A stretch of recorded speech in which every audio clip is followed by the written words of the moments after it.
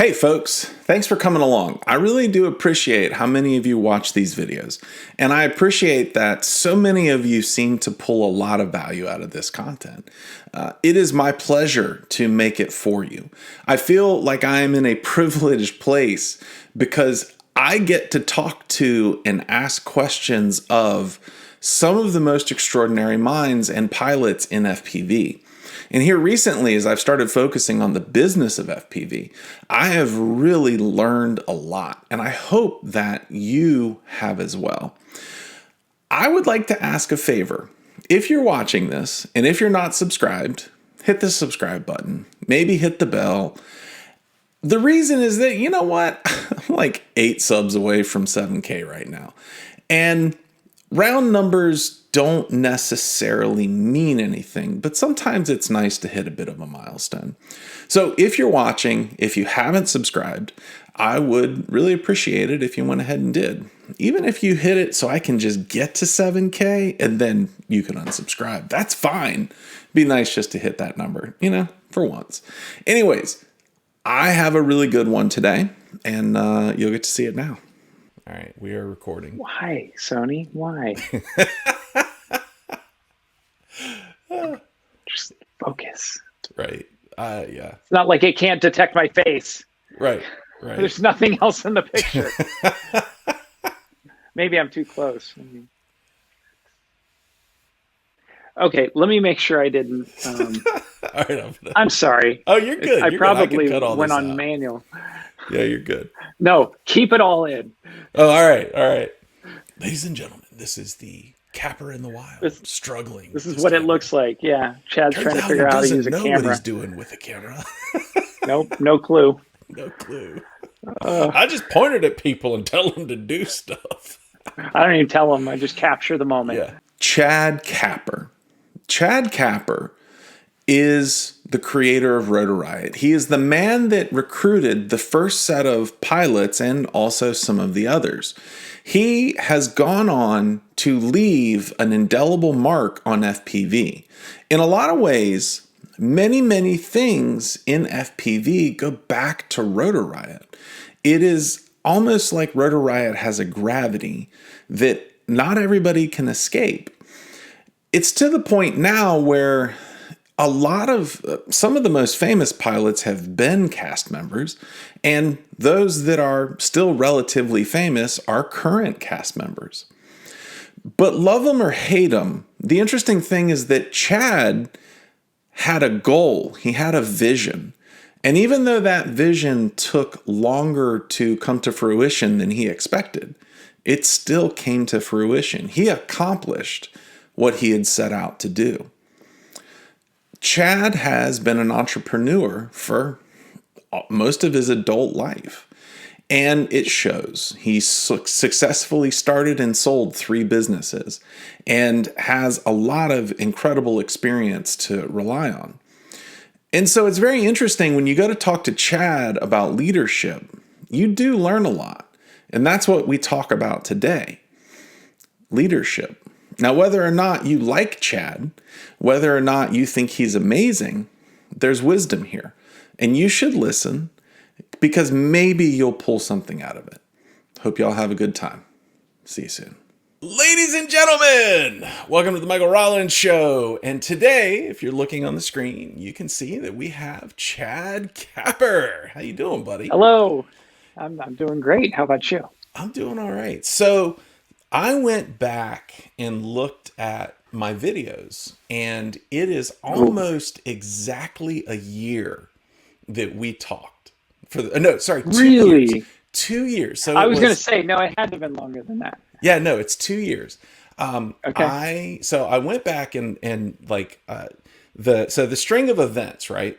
Are that I was actually sitting in bed looking through Facebook and saw the announcement that RDQ had bought part of Rotor Riot, and thought through it and came up with a hot take. Came down to this shed back when it looked different. Quickly filmed the hot take and put it up, and it got some traction. And partway through, Jeff commented on it And then someone, I gotta look back. Someone was asking me, Wait, which Jeff? Jeff Orta. Jeff Orta? Mm-hmm. Yeah, Jeff Orta. And at some point, somebody said, "Hey, I think this is Kapper's exit. I think he's gonna get out."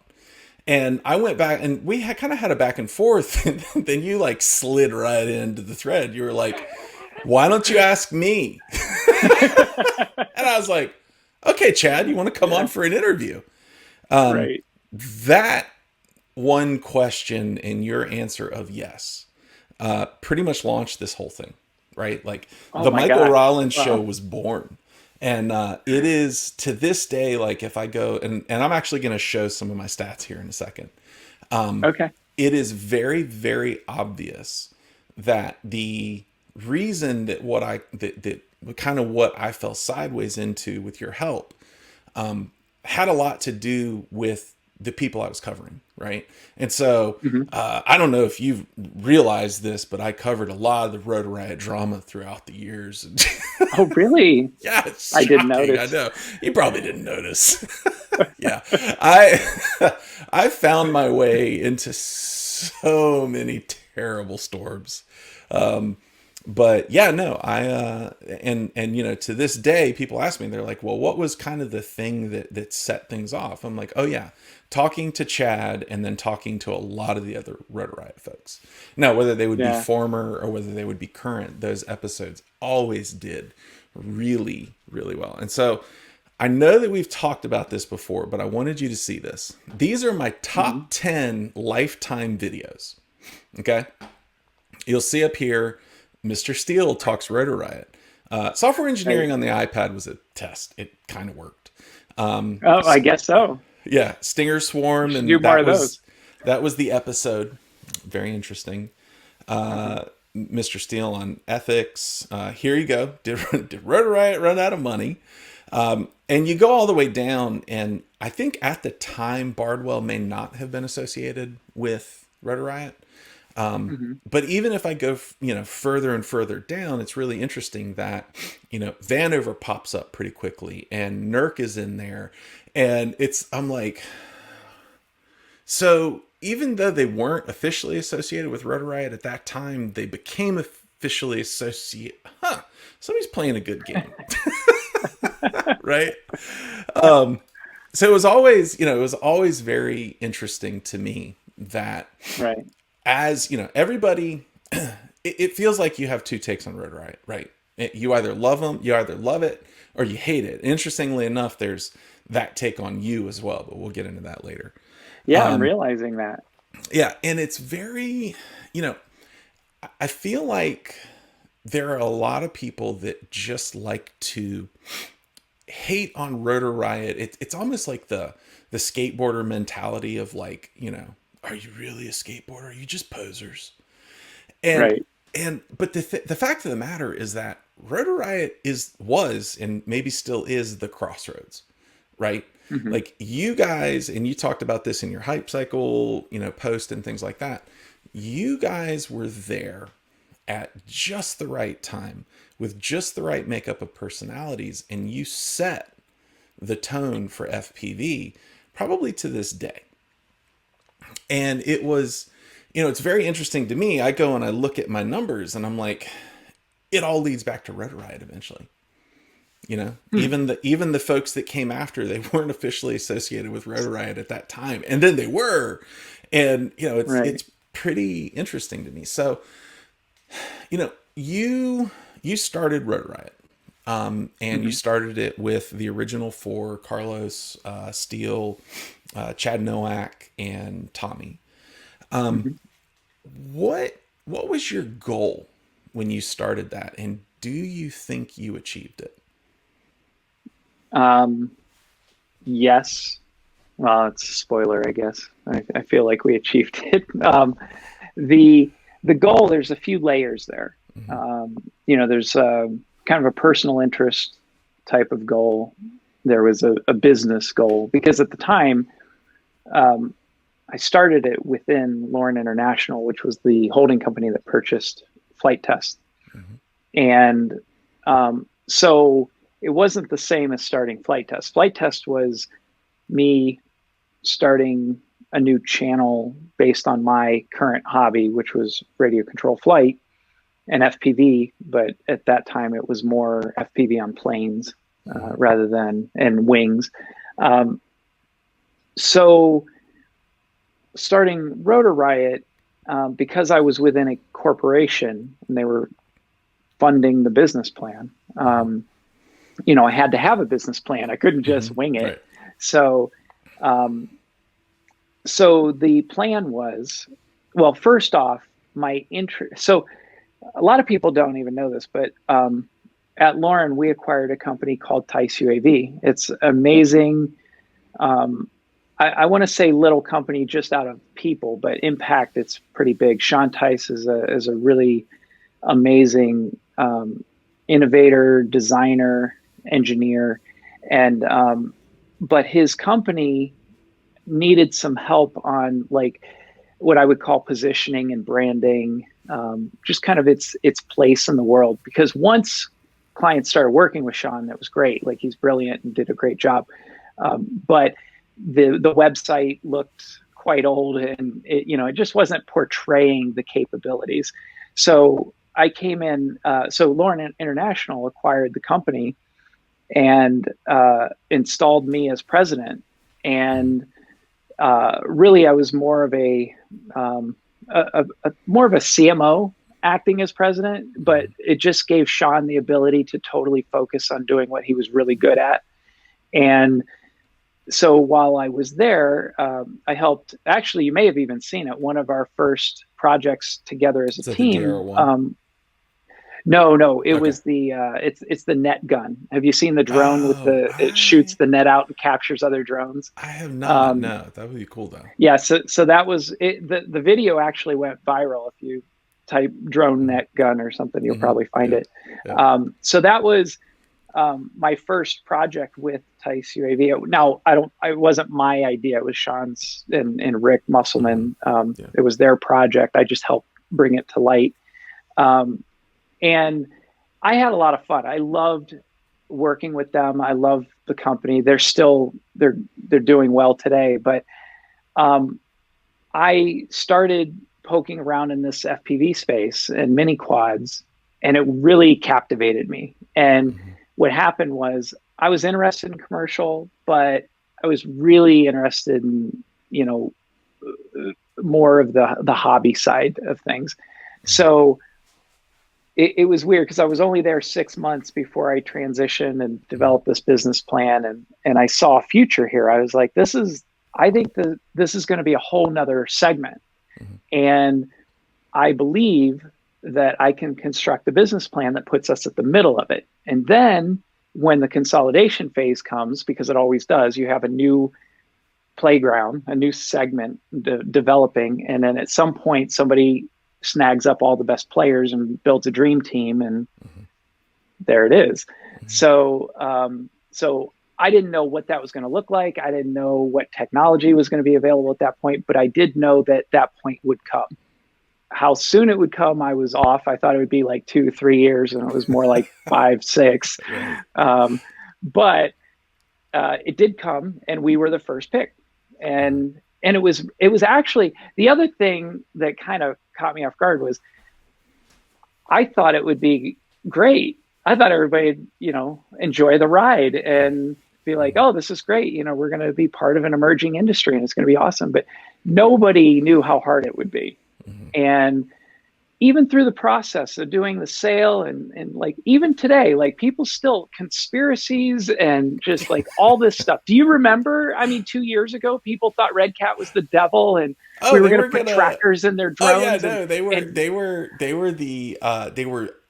were remote ID before remote ID had been talked about, because they were going to create a mesh network, and you're going to have to they're going to force you to upload your logs for every flight. And I was like reading through some of these things. There were people telling me what Red Cat was going to do, and I was like, I'm in every meeting. Like that's not true. Yeah. Well, but Chad, somebody in your position would have to deny this.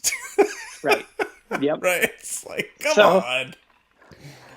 So the plan, so the plan on the bigger conceptual scale was to create a like a lifestyle brand that was at the center hub that represented excellence and was a prime pick for the consolidation phase. And so that did work. It didn't work flawlessly by any means. Like Right. getting to the end zone was definitely hard.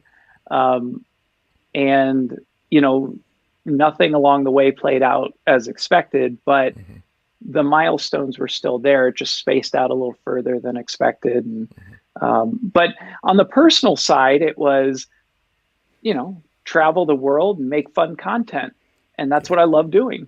So so I think it both came to fruition with just a lot of speed bumps and difficulties along the way.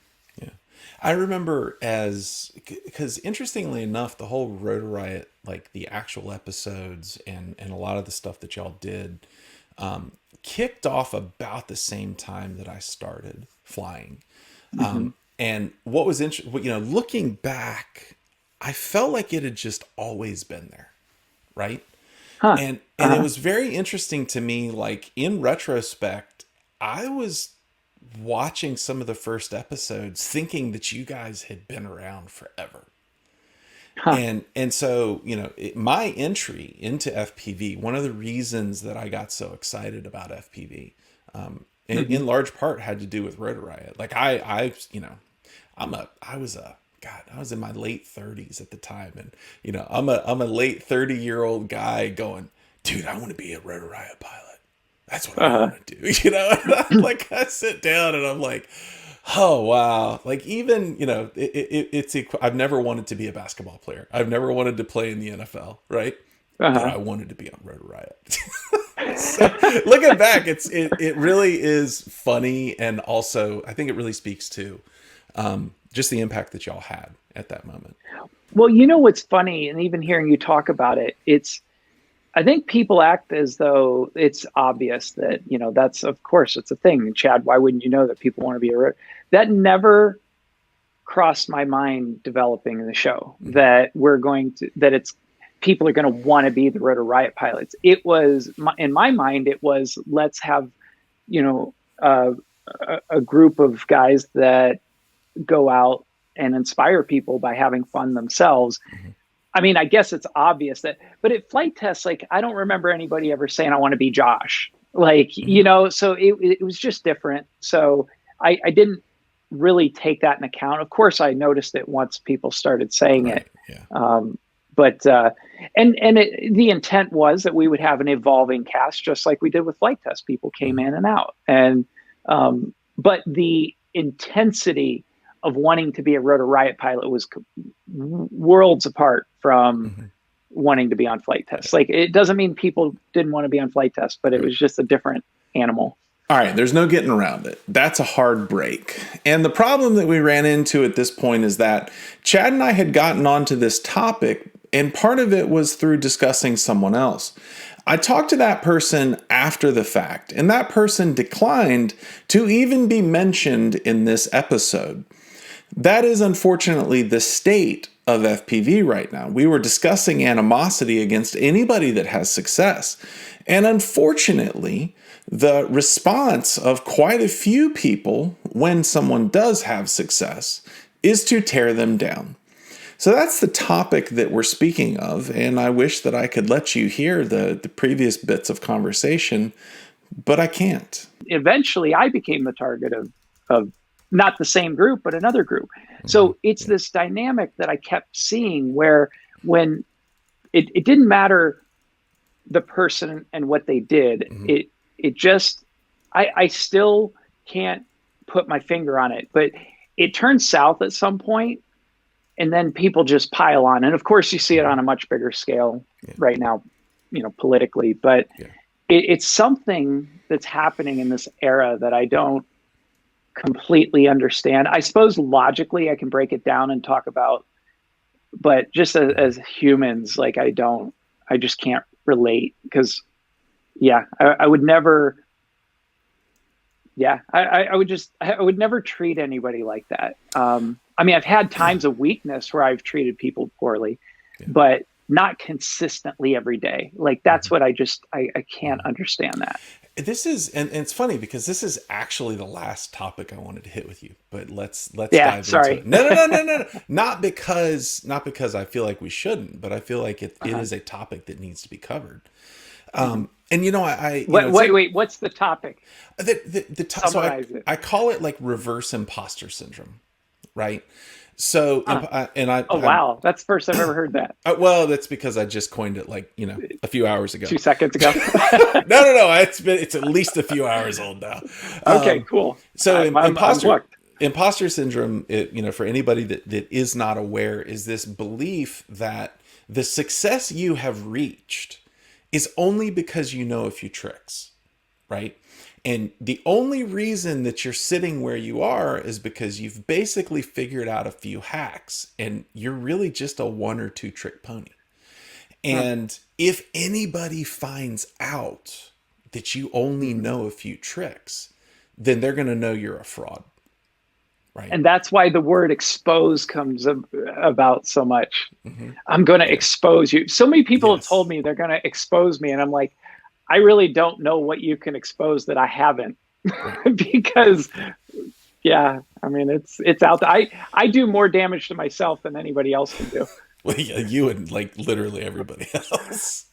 Yeah. Um, so, but and by the way, present company included, because I have far more damaged my own image in multiple occasions than anybody else could, which is Yeah, hysterical in and of we itself. typically Yeah, do. it's like we're humans and we make mistakes. Right. So reverse imposter syndrome is actually that whole thing turned on its head. It's the belief that someone who's successful doesn't deserve to be successful, that they have gotten there with tricks, but the tricks are underhanded. The tricks are dirty, right? The only Okay. reason that person could be there is because they exploited people or But why because is they that lied. important to believe? Like, why? I I don't. honestly, That's what I'm missing. so there's this thing, and this is deep in psychology at this point, and probably just pure supposition. I Hmm. feel like there's two responses to success, right? If you are like, for instance, recently a coworker of mine got a raise and I didn't, and Hmm. there's two options for thinking about that. One Hmm. is, man, I am so pissed off and I don't even like them now, right? I Hmm. didn't get the thing that they have. So they're The other, filling a slot that yeah, you they're could have filling a had. slot there, but their Hmm. success is taking away from you, right? The Hmm. other option, and this is I don't know, this is how I'm wired, right? Hmm. Is, man, I'm so, even though I didn't get this thing, like I'm so glad that they did because they deserve Hmm. it, right? And I feel like and you touched on the word jealousy. I think that actually has a play in that, where it's like, Hmm. hey, I want to be there and I'm not there. And since I'm the hero in my own story and I'm not there, there must be a Hmm. reason that I'm not. And it's because that other person is a bad person. And Yeah, I could see that. yeah. And, But I having, think go ahead. I don't know. I just yeah, it I don't know. It really it just sounds like a hellish existence to think like that is what I do. That's what I don't understand. Like Yeah.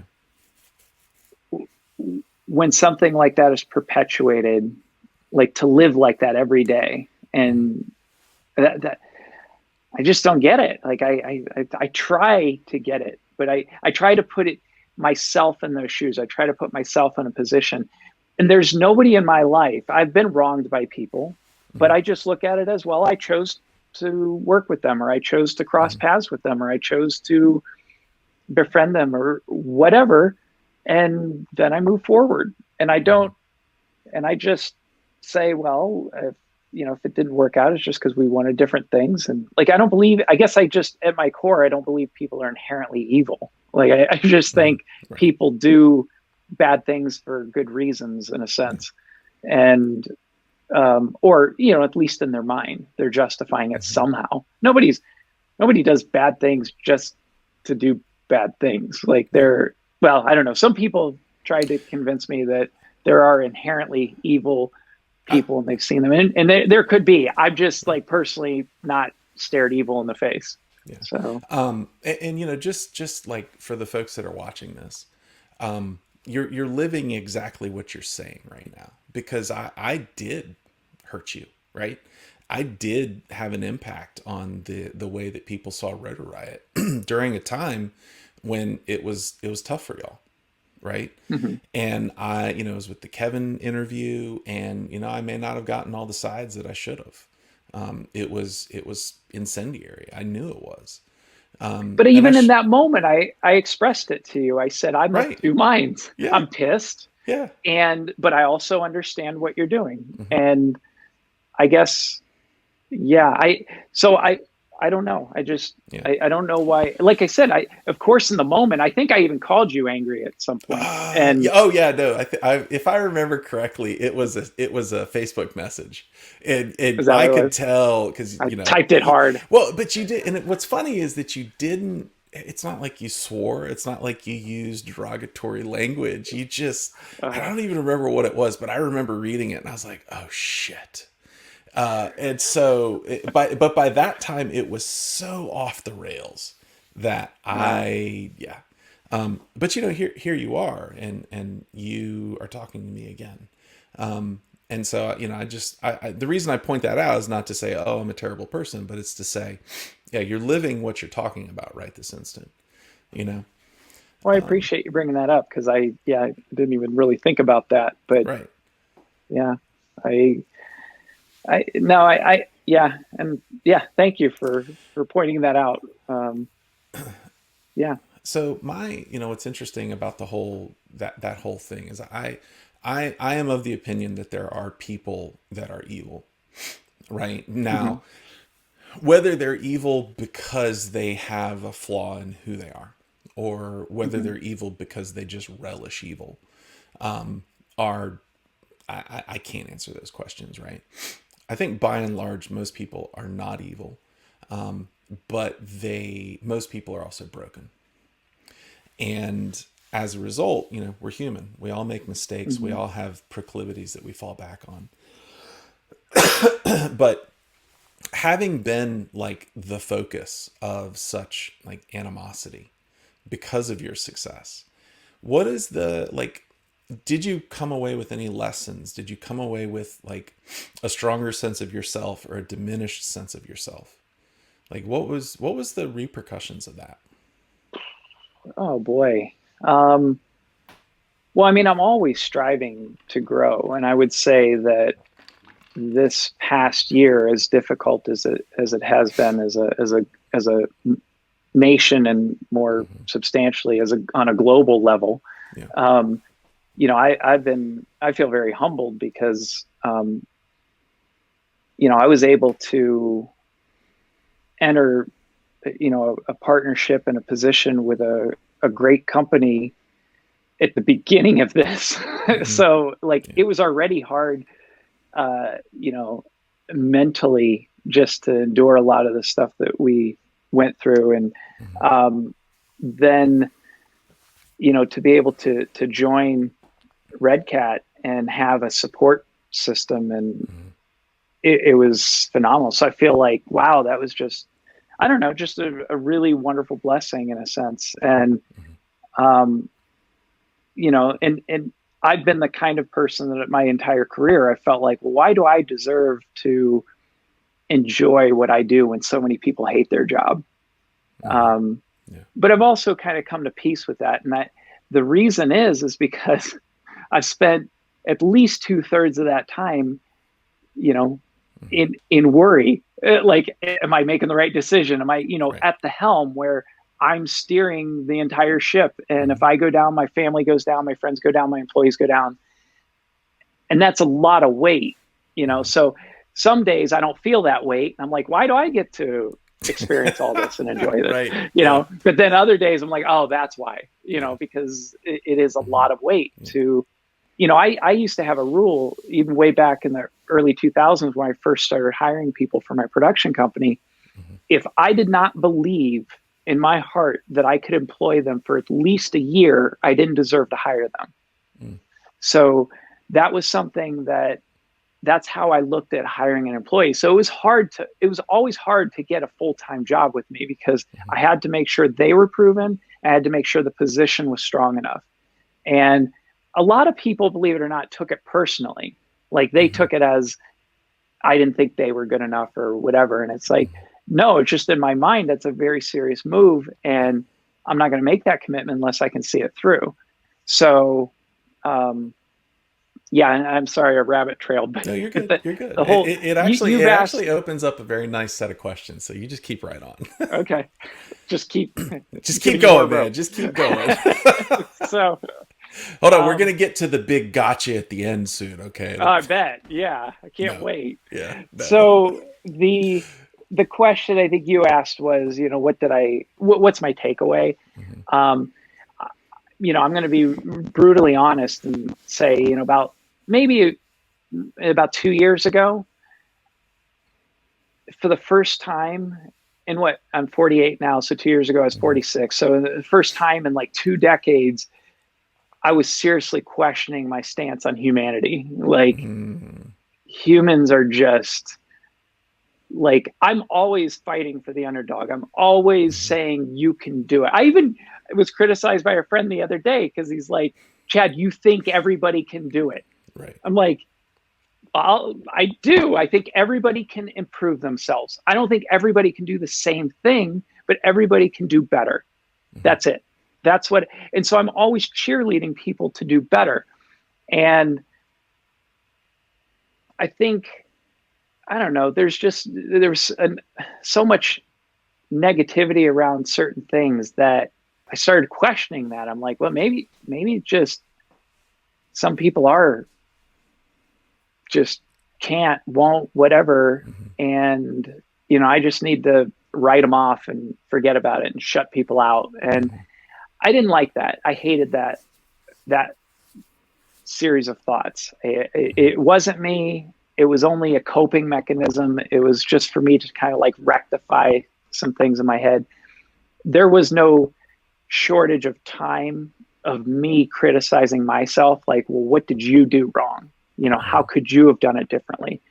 And of course, there's 1,000 things I could have done differently, but then there would have been other problems. And who knows, maybe some of the same problems would have arose. As long as you're being honest and, sincerely pursuing, something that's not unethical, then there's lots of different ways you can do that. And those are pretty much my goal, my guidelines.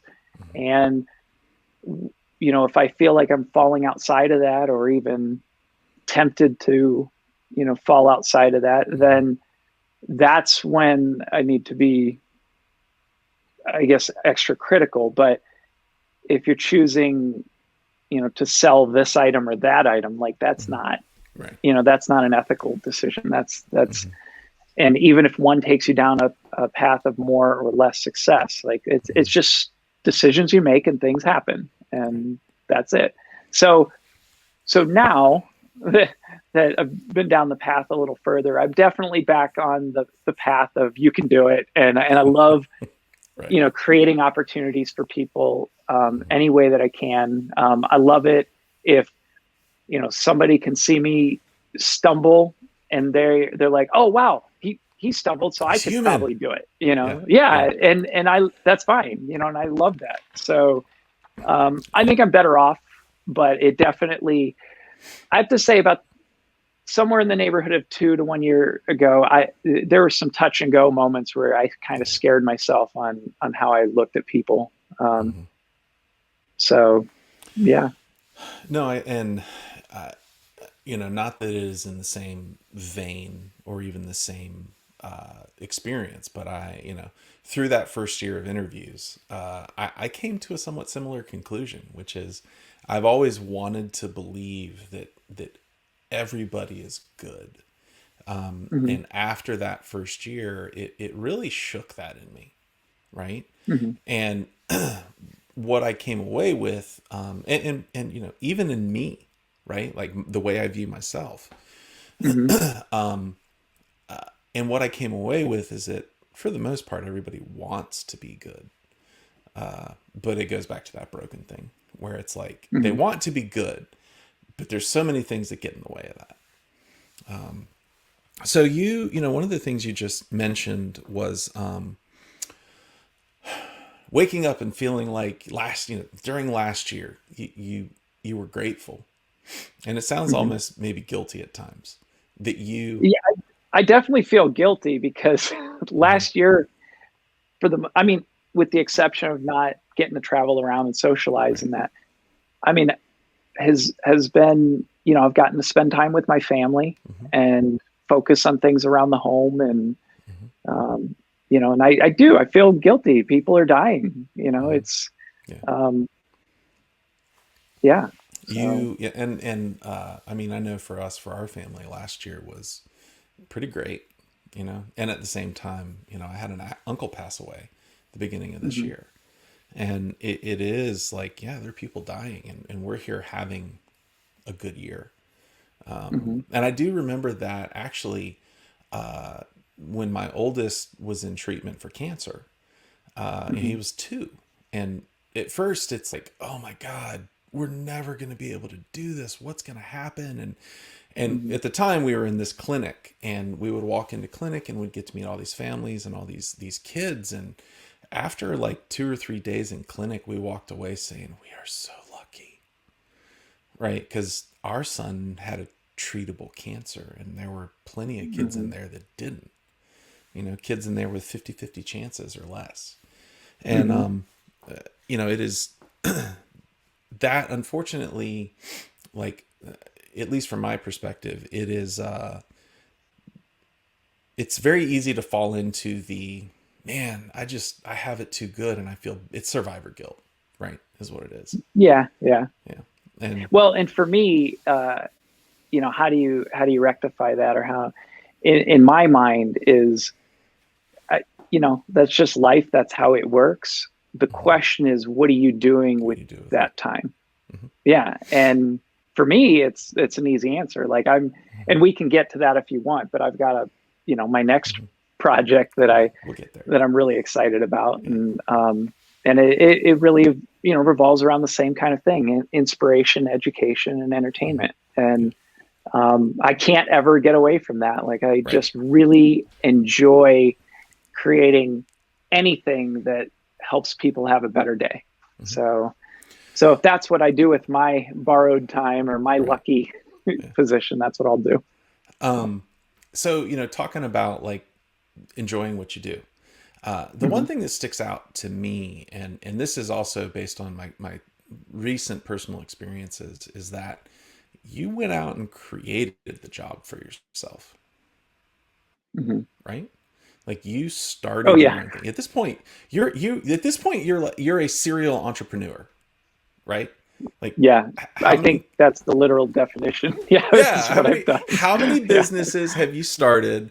How many have you sold? I mean, it's yeah. more than 3 or 4 Successful at this ones? point.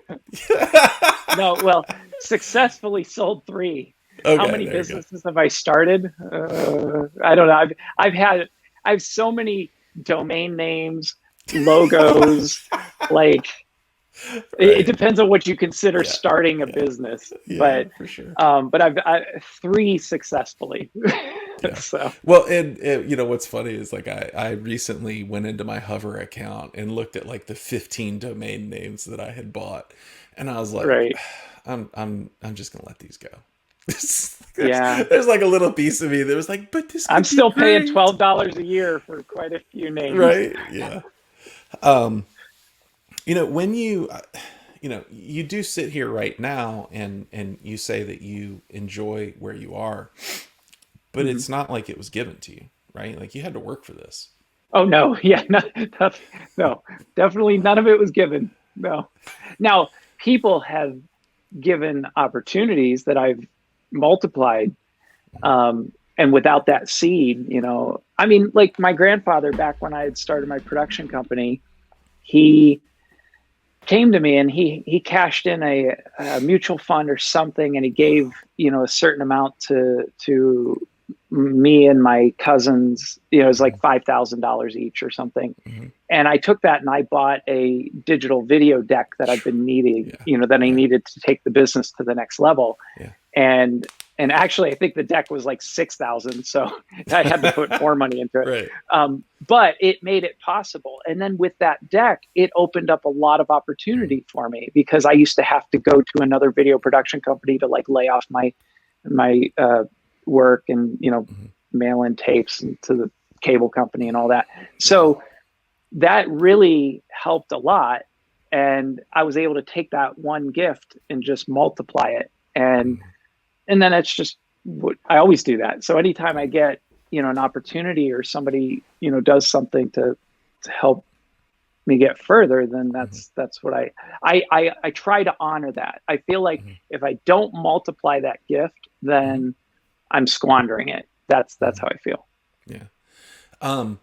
But in that, I mean, and I remember in the first interview that we did, that this path that you've been on, like, it was like you came out of the Marines, you turned around and, started a video production company, and, you've just carried it forward ever since. What would, for somebody, you now have the advantage of years of wisdom. For somebody that's just setting foot on that path, what would you say to them? There's a lot of things I would say, because I'm just talking to me earlier. Right. Yeah. Number one is, and I did this so much, and I mean, even within recent years.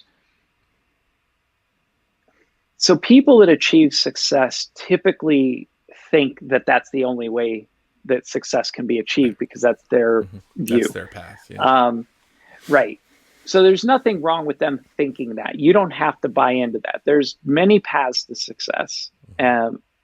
However, if you're going to ask that person for advice,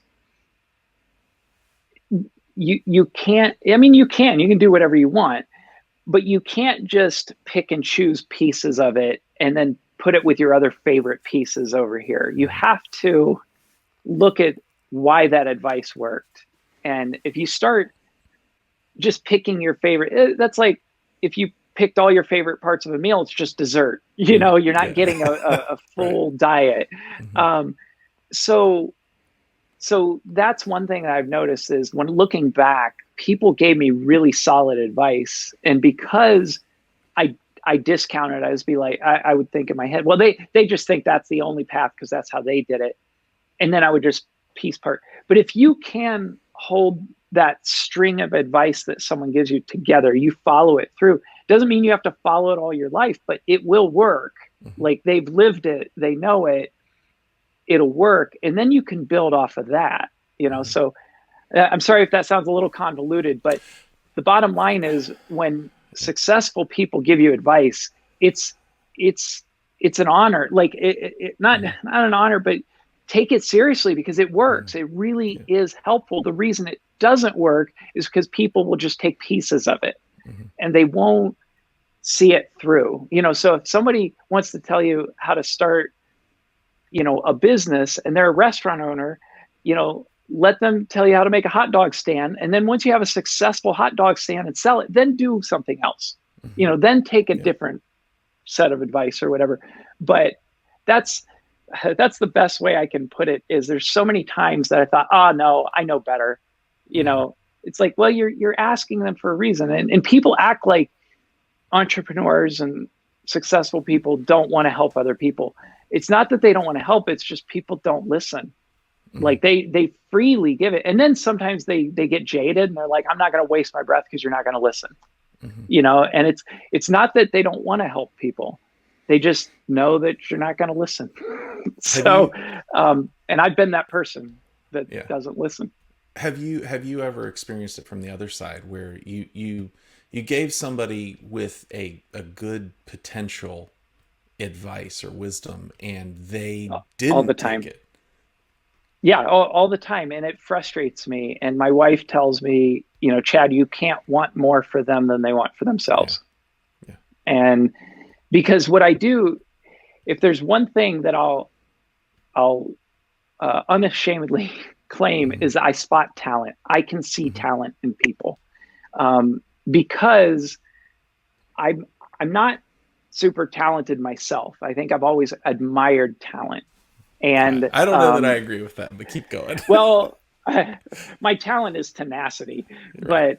but as far as like, yeah, doing like one thing to excellence, Mm-hmm. I've just I've never been that person as far as like a skill set. So I see it and I can spot it, and then I can also see how they can take it to the next level. And I think oftentimes what happens is they think that I'm just going to give them the secret. Mm-hmm. And it's like, well, no, the secret is to stay focused and to Mm-hmm. keep doing it Yeah. when it gets hard. Mm-hmm. But then they're like, but this is harder than I thought, and you don't understand because you don't understand my talent. And I'm like, Right. okay, yeah, you're right. It's different. Mm-hmm. Yeah, I hate hearing that. It's different. Right. No, I'm sorry. It's the same thing over and over, just plug and play, different talent, Mm-hmm. different people. Yeah. It's the same story over and over and over. People are like, no, it's harder than you realize. No, it's damn hard. Mm-hmm. Like, that's it. That's You it. interestingly enough, during the whole the whole Kevin thing, and you getting really angry with me and everything else, we talked a few days later, and you said something very similar to me. And Mm, what you told me was, hey, you've got a good knack for this. You've got a good knack for digging up dirt. You should own it and you should run uh-huh. with it. And I remember sitting there at that moment thinking, I don't want to be known for that. Like, Well, I was just calling it what it was. I oh wasn't yeah, saying, no, no, no, no, yeah, no, that no. it was. You were 100% right.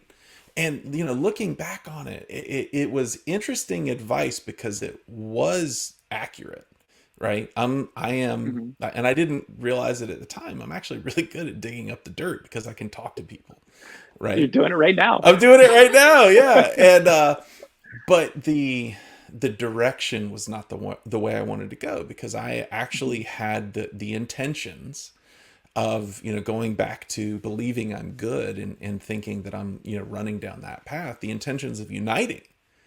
And digging up dirt doesn't unite, right? Mm. And Well, so I guess it it can. can, it Yeah. can.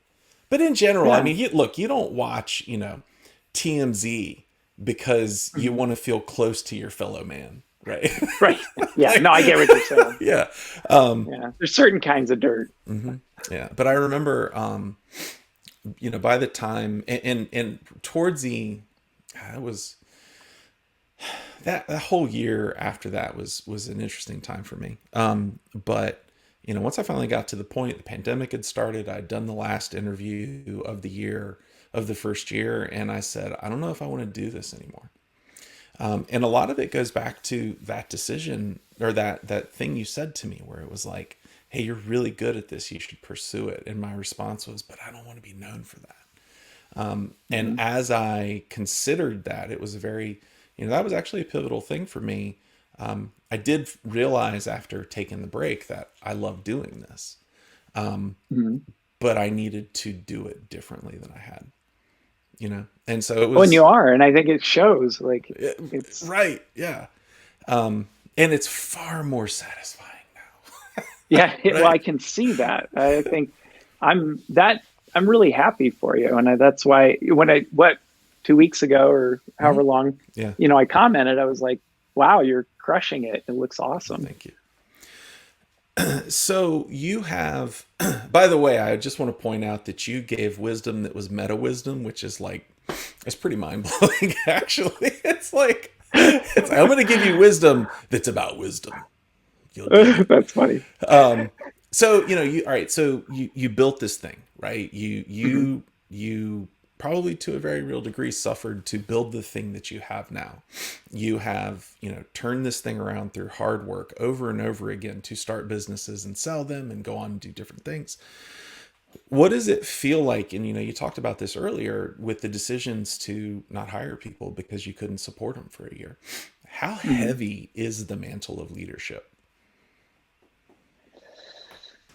Um, I don't know how to answer that. I mean, it's yeah, it's very heavy. I mean, it's. I guess it depends on your value set. If you care about people, it's heavier. Mm, If you don't care about people, then that's maybe you're not a good leader. But yeah, I don't right. know. Yeah. So, um, yeah, that's. I don't know. For me, I've always taken it very seriously. There are times. I mean, multiple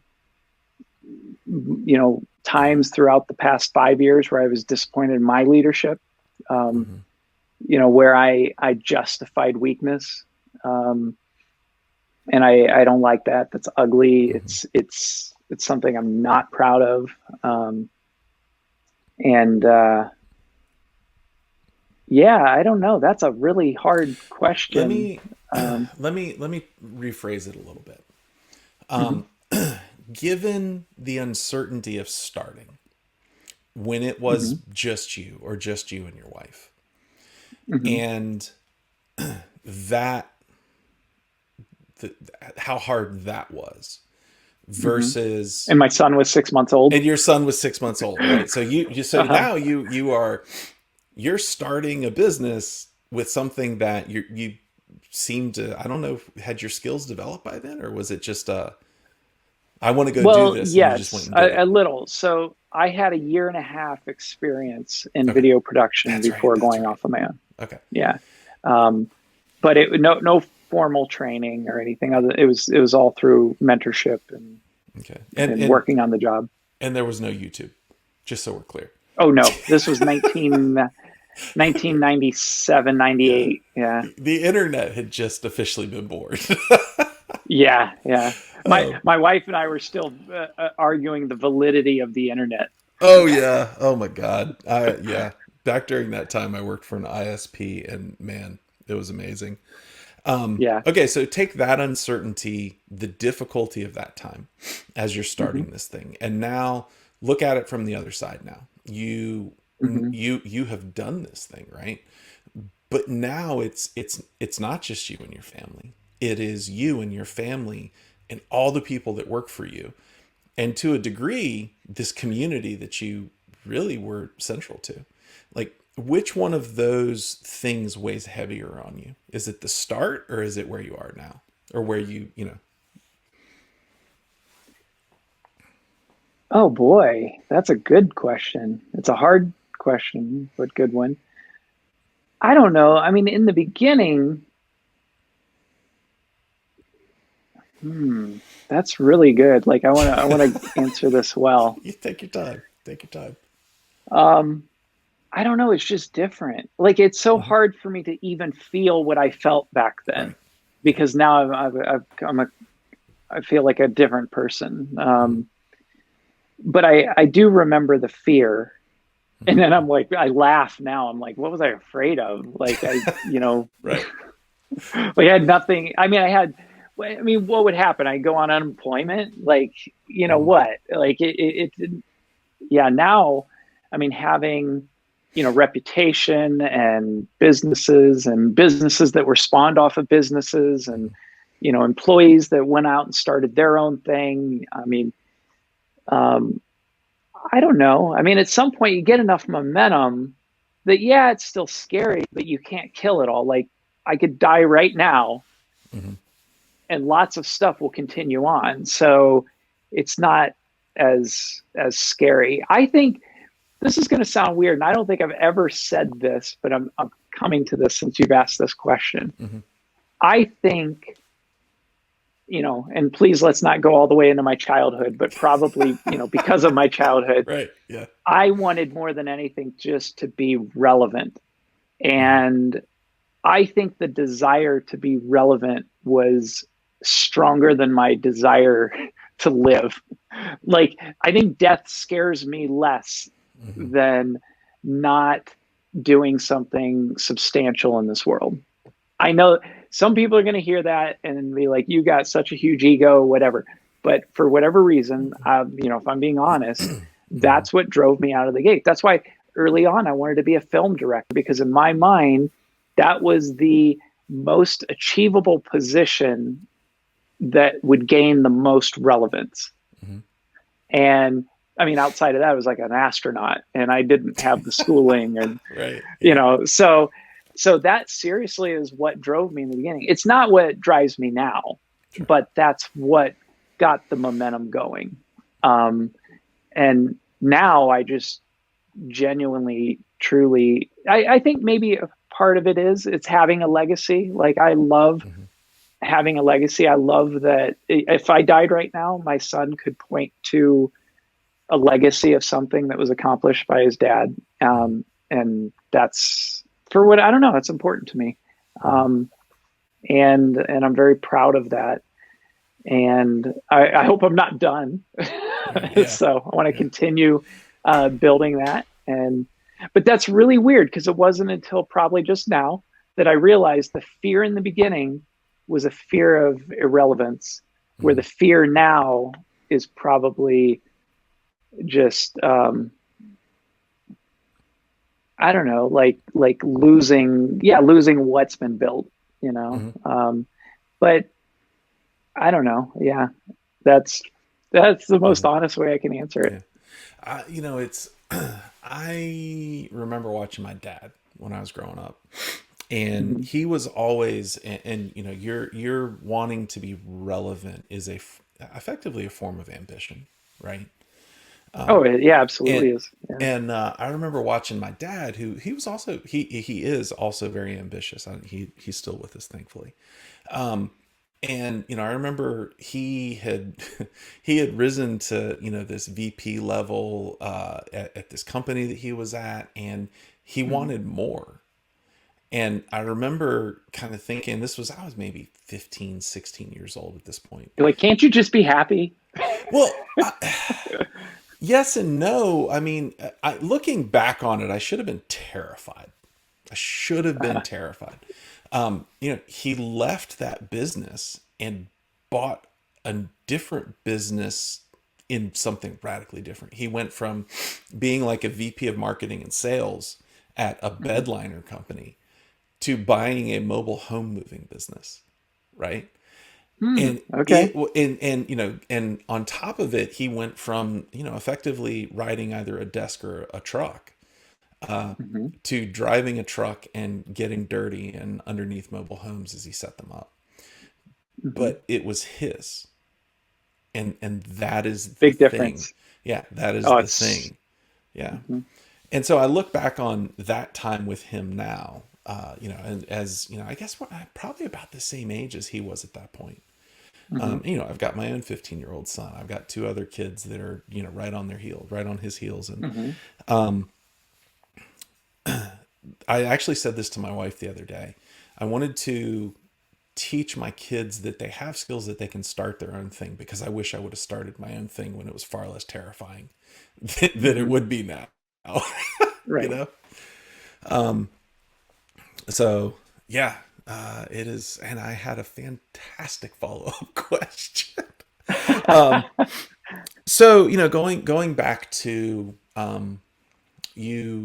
there was Flight Test, and then there was Rotor Riot, and there were things before that. Now you're the CMO of Red Cat? Yes. Okay, you're the CMO of Red Cat, and you're starting something new. Yeah. Thinking about it.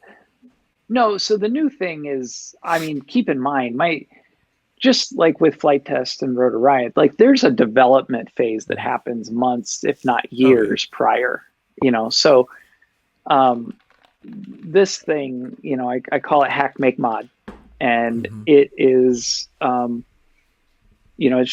it's focused kind of like on the maker movement, but it's really just, it's pulling my hobby out and making it a thing. And it's, I don't know what to call it, because it's 3D printing, electronics, and programming, and meshing those three together in some type of fabrication skills. And just making projects and learning and having fun, um, and that's it. I mean, it's nothing complicated. It's not like a Mm-hmm. big thing. It's not like Rotor Riot. I traveled the world to look for the best pilots. Like, Mm-hmm. no, this is just me in my basement making Mm-hmm. projects. I didn't even bring anything up. I wish I had. Well, Well, here's if you want to go grab one, I can just cut it so out. that's like a little practice Mm-hmm. PCB, Mm-hmm. for this is two. I call it a double dip 8 Mm-hmm. because it's for two 8-pin dip, Okay. so it can be Yeah. dual op amps or two dual op amps or a Mm-hmm. 555 timer or something. Mm-hmm. But so people can start to learn about electronics and then how that interfaces with Arduino or Raspberry Pi, and then putting some functionality to it, like printing parts that actually function around it and cases. Um, it's really simplistic, but I'm having a blast with it, and Mm-hmm. it's my hobby, and I want to start making content, and I want to start generating products where we can share the experience. I mean, it's really no different. Like it's Light Test, it's Rotor Riot, Mm-hmm. but just a different form. Yeah. Um, because that's what I truly love doing is learning and having fun doing it and collaborating with others. Mm-hmm.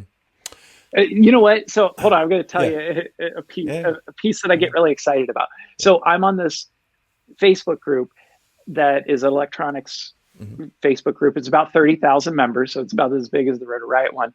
And every once in a while, people post in there, "Hey, I'm trying to do this thing, and I went," and they give some loose parameters, and I look for these posts, and I love it. And I'll give you an example. One guy Mm-hmm. is in the slot cars, like the bigger Mm-hmm. slot Yeah. cars, Yeah. and he's like, "Hey, I'm trying to do this automatic switch track, and I want it to operate on 12 volts, and I want it as the first car passes through, it switches for a set amount of time that's adjustable, and then it switches back. And I'm thinking it can be done with an infrared, Mm-hmm. slot." And I was like, "Great." And I asked him for all the parameters. I'm like, "Do you want a microcontroller or discrete components?" And he's like, "Discrete components." And sure enough, a little side jaunt here. It's like three people are like, "No, you should just buy an Arduino. You should just buy this. You Mm-hmm. should buy this thing Yeah. on Amazon." And it's like, it doesn't, no, the guy has a specific way he wants to go about it. Like, Mm-hmm. stop telling him what to do with his idea and help him do his idea. Mm-hmm. So I just asked him questions, asked for the parameters. That night, I ran down to the basement. I started plugging in stuff into the breadboard, and I worked a little prototype and sent him a video. I'm like, "Is this what you're looking for?" He's like, "Yep." I'm like, "Great." So then I got on Easy EDA, which is JLC PCB's Mm-hmm. website. It's their schematic and PCB creator. I made a PCB board and did Mm-hmm. and sent him, a completed version, and all he has to do is plug in the solenoid, and I absolutely loved that. I was on a high. I was like, "This is Mm-hmm. great. This is what I want to inspire people to do. Like, not go out with all your wisdom and tell people how they should do stuff, but to go out, look for people that have ideas, and then serve them and have fun doing it." Like, Mm-hmm. I had a blast. I loved the constraints because it unlocked the creativity. It's like saying, "Okay, you can't use this, you can't use that, you have to use only this." And then you got to think Mm-hmm. it through and how to make Yeah. it happen. So that, whatever that is what I'm trying to embody and put into this thing. Mm-hmm. So I think it's funny because I mentioned this with Tommy and Bob recently. I was talking about one of my favorite quotes is that design is creativity with constraints. mhm. And it is often like you can go out and be creative, but the minute you start putting constraints on it, it becomes Mhm. far more attainable. So Right. it's a good thing. All right, Okay. so you're starting this new thing. And Mhm. one of the, there's this really interesting thing I've noticed on the internet is everybody feels like everybody seems to think that the folks that teach are all experts. But there's actually like research that shows that novices teaching people who are just a step behind them are the Mhm. best teachers. So Yeah, no doubt. Hmm. So the question I have for you is, when you're starting something now, I Hmm. think that there's obvious analogs in what you're doing right now, but when you're starting something, whatever it might be, is Hmm. curiosity or expertise more important? Curiosity. No, I can tell you it's obviously you want expertise, but Hmm. expertise is always accessible, especially Hmm. nowadays. Like Right. you can Google expertise, you can get a hold of people, whatever. Hmm. Um, Inspiration is hard to come by.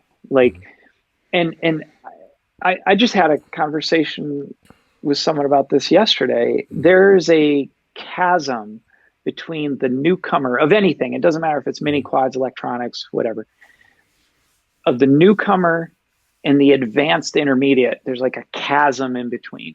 Because what happens is the newcomer comes in, they're interested, and then once they get hooked and they get on a path, they kind of like shoot. They either lose interest and stop, Hmm. or they just shoot on to like intermediate, and they're just focused and they're not interacting a lot along the way. They're just trying to, get over the hump themselves and learn it. Hmm. Then once they're well down that path, they don't want to rehash it. They want to move Hmm. forward. They Yeah. want to keep, and then moving forward is much slower. It's much more Hmm. incremental. Yeah. Um, so the people that can't get over that hump and kind of shoot up into intermediate just Give up. fall away, Yeah. and I did it with Arduino. I mean, I was trying to learn Arduino, and I just thought the concept of microcontrollers and Hmm. simple programming, and that was just awesome. So my first exposure to Arduino was my first quad that I built in 2010. But all I Hmm. was doing was downloading the code and then Just putting it on. adjusting values. That's it. I Hmm. wasn't writing code. I wasn't like solving code. I was just Hmm. I just knew enough about Arduino to adjust it. That was it. Hmm. Then when I did Rotor DR1, my movie, I had props that I needed to have functionality in.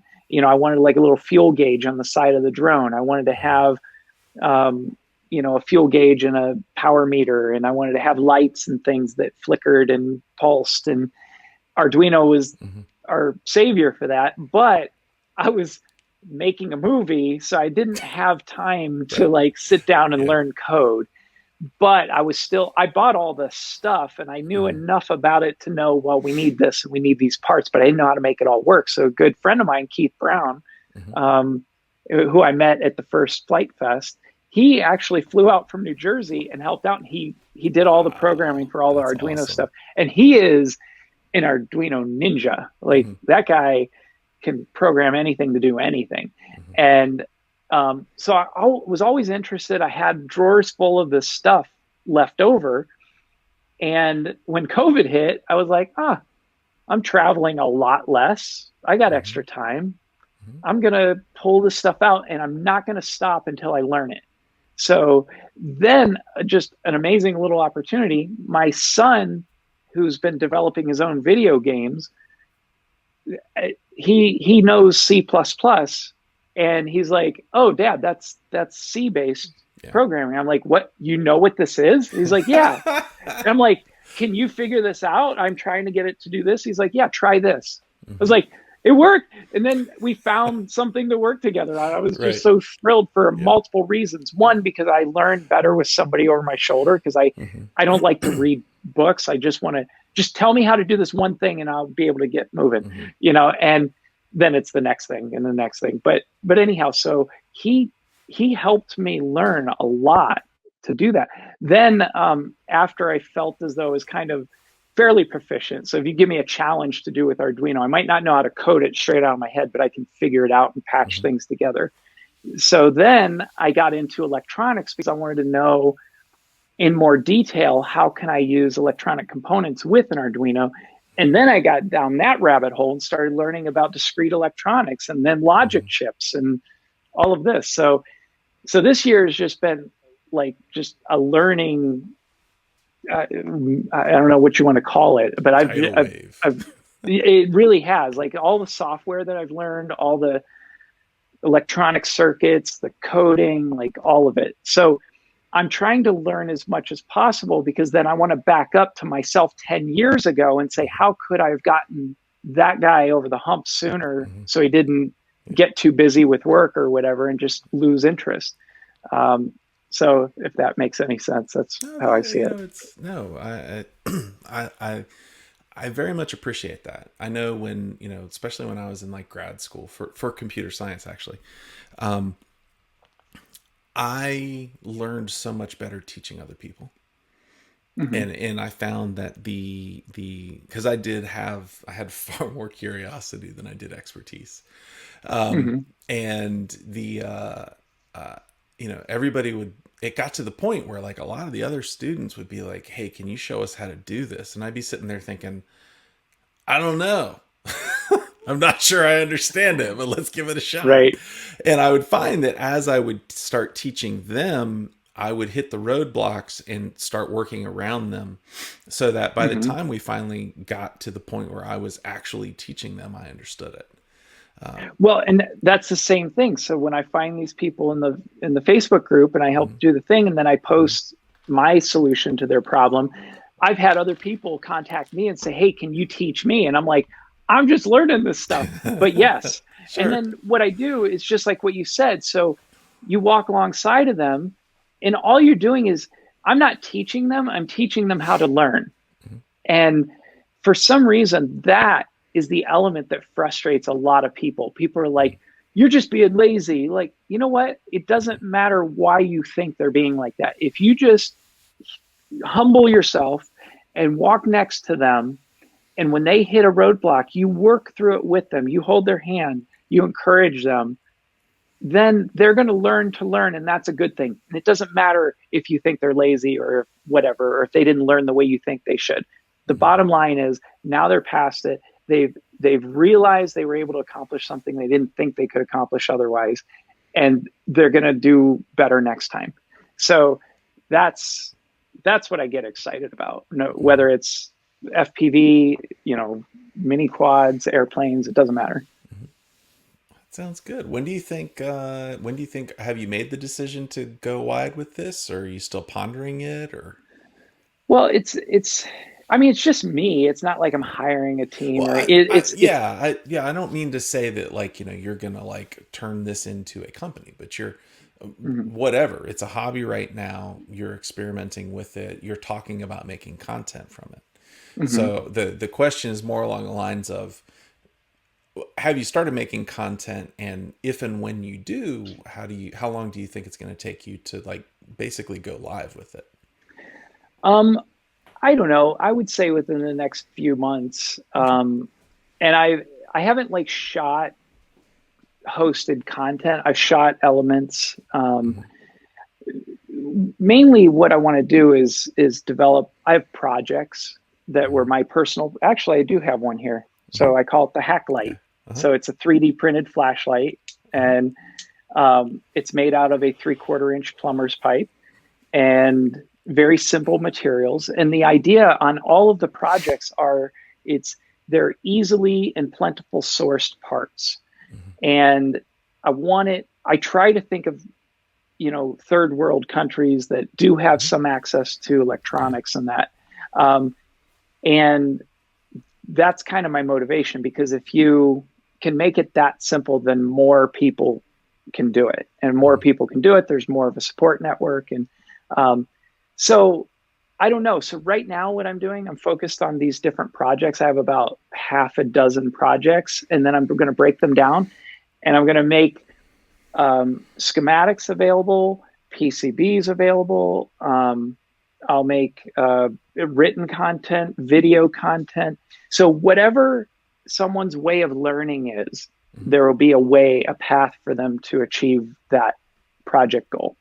And then the other piece of it is, every project is modular. So you'll be able to redesign a part, or somebody else can design that part and swap it out. And I want to standardize certain sizings and components so people can switch swap things. And, but yeah, so right now I'm just really focused on the projects. And once I get these half dozen projects like nailed down, and I know that they have a good, clear path to success for whoever builds them, then I'll start releasing the content. So All right. Well, I personally look forward to it because it sounds like something I'd really enjoy. And I know we had chatted previously about, send when you have a kit, send it, and yep. I'll let myself and Logan take a crack at it.